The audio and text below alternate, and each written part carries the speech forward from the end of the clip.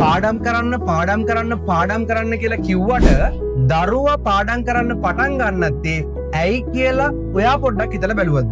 මේකට ප්‍රධානම හේතුව දරුවා පාඩම් කරන්න බය සහ කම්මැලි වෙන එක.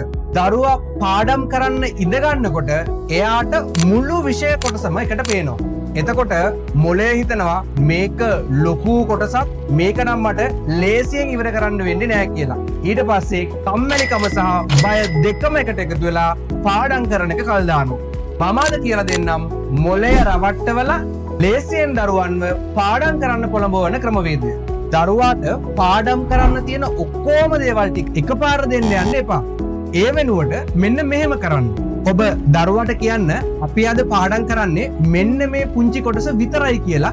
ඊට පස්සේ එයාට විනාඩි 10කින් වගේ පාඩම් කරන්න පුළුවන් පුංචි කොටසක් දෙන්න.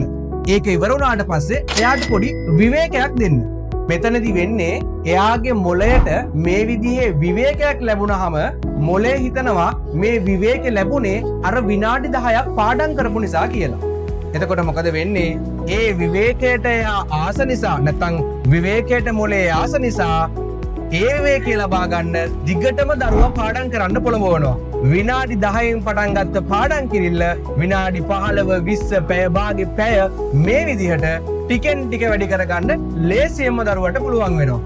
අපේ මනෝවිද්‍යාවේදී මේ ක්‍රමවේදය යුනිට් බ්‍රේක් ක්‍රමවේදය කියලා හඳුන්වනු ලබනවා. ආදරණීය මවක් පියෙක් විදිහට ඔබේ දරුවාට යහපත් අනාගතයක් නිර්මාණය කර දීමට මේ විශ්මිත ක්‍රමවේදය අදම දරුවාට කියා දෙන්න. චරිත්ගිම්හාන් විභාගයට ජීවිතයට ජයගෙනෙන සොඳුරු ඇදුරා.